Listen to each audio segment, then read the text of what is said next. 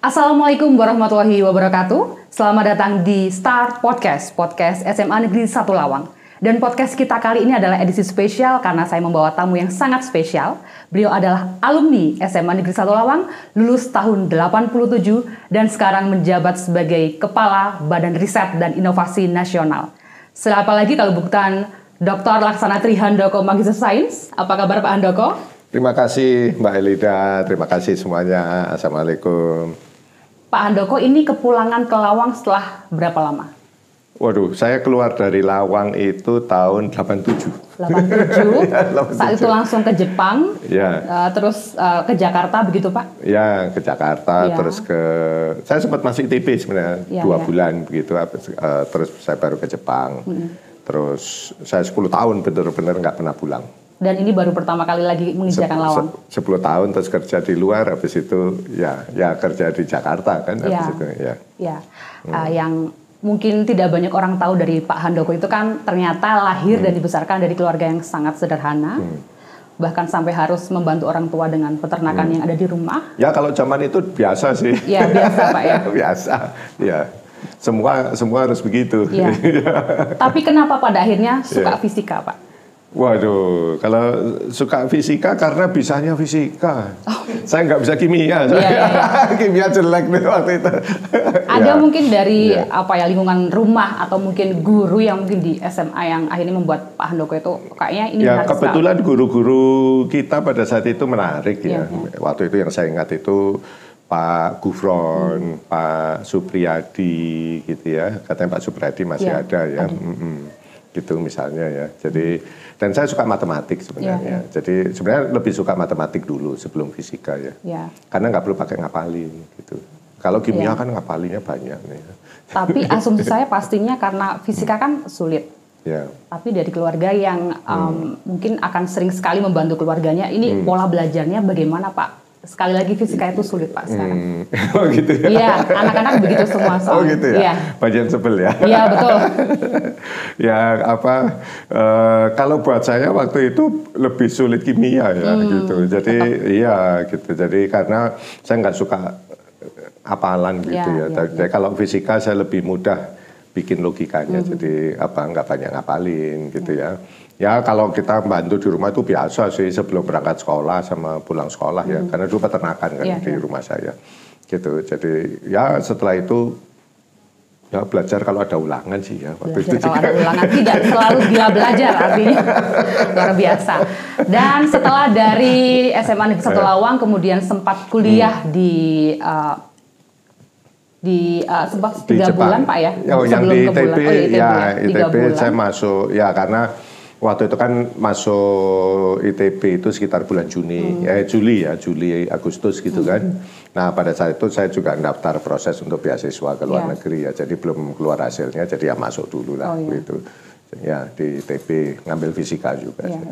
Dan ternyata setelah sampai akhirnya S3 di Jepang, benar-benar apa yang dirasakan Pak? Mungkin ada perbedaan, pasti jauh berbeda dengan sistem pendidikan yang ada di Indonesia. Tapi kemudian apa yang lantas membuat Bapak semakin kekeh sampai kemudian menemukan fisika partikel itu ketika kapan Pak?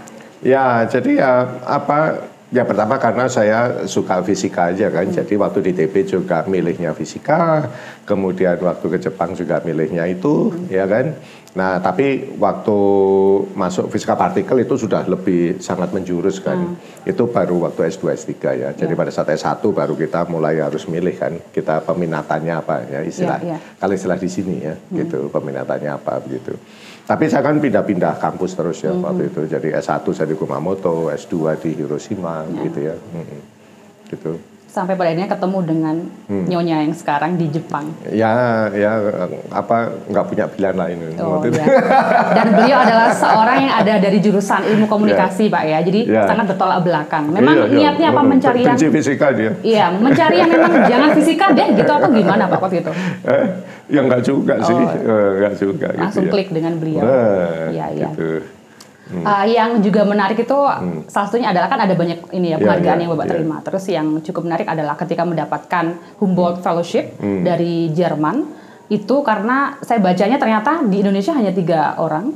Tidak 3 sih. Ada tidak banyak memang, tapi saya lupa ya sekitar 20-an lah. Tapi itu sejak Indonesia merdeka. Jadi termasuk sedikit sih memang. Indonesia termasuk sedikit ya. Jadi untuk peneliti yang masih berusia di bawah 40 tahun dan pada waktu itu melakukan riset di Jerman dan apa yang Bapak kerjakan waktu itu? Jadi setelah lulus Jepang saya kan kerja di Italia ya, karena di Jepang udah lama 10 tahun bosan juga kan. Jadi cari suasana baru yang lebih menantang gitulah ya kira-kira, karena itu saya kerja di pusat riset di Italia. Kemudian saya juga ya kalau zaman kita dulu ya kita harus apply macam-macam ya, karena kan kita belum punya permanent position ya.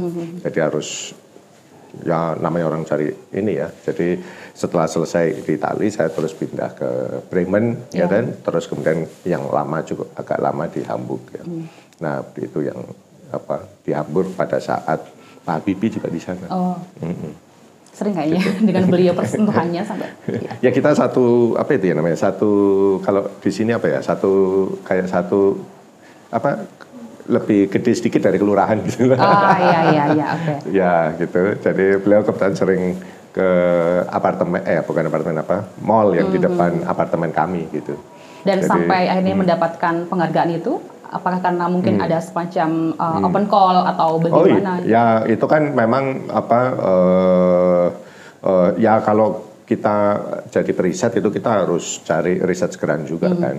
Nah Humboldt itu salah satu pemberi grant gitu ya. Jadi asal muasalnya di situ gitu. Jadi karena kita harus cari grant sendiri, riset grant ya gitu.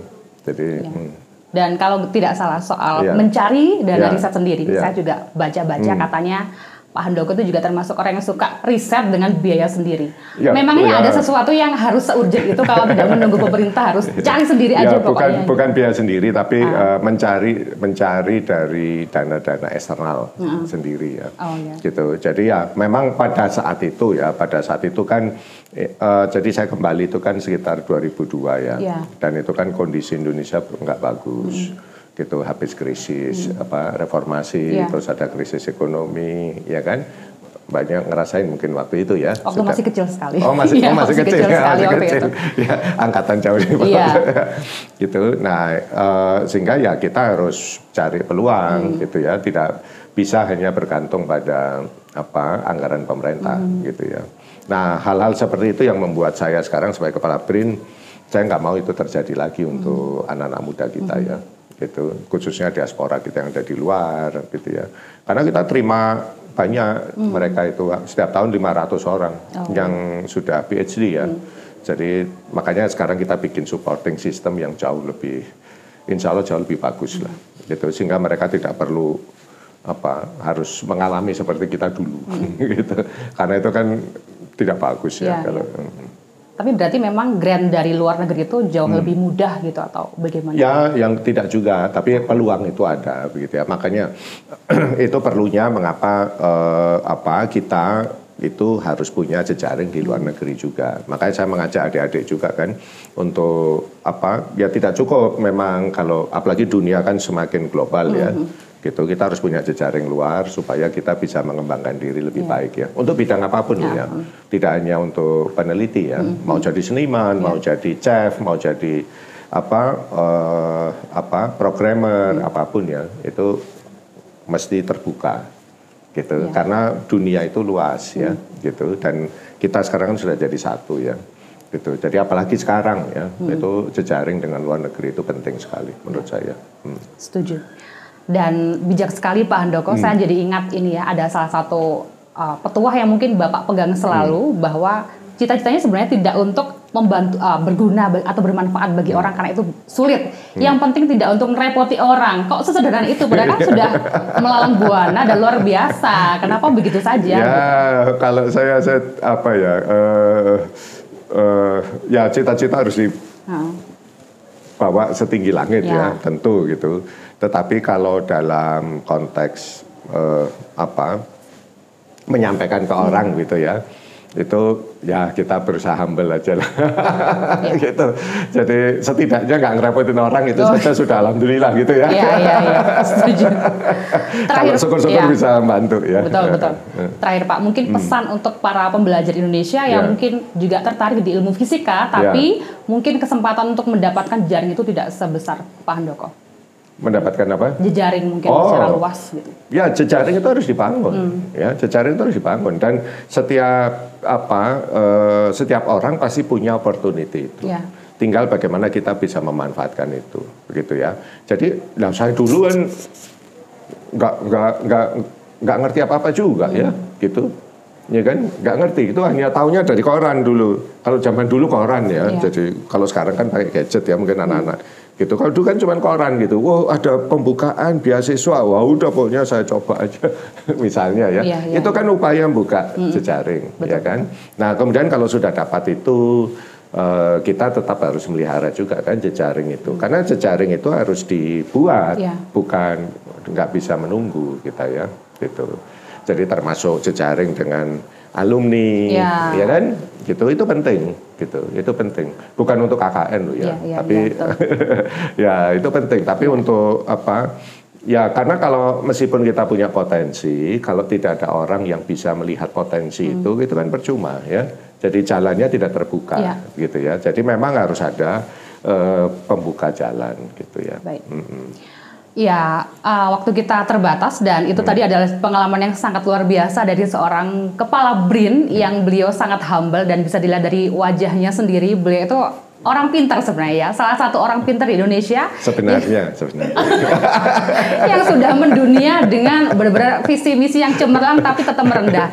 Mudah-mudahan kita selalu bisa berkaca dari beliau untuk menjadi seorang yang selalu membuka diri, membuka wawasan dan membuka jejaring dan selalu mencoba hal yang luar biasa dimanapun dan kapanpun. Saya Elida, terima kasih sudah menyaksikan podcast SMA Negeri 1 Lawang. Tunggu lagi episode selanjutnya dengan tamu yang juga luar biasa. Sampai jumpa. Salam baktiku harapanmu.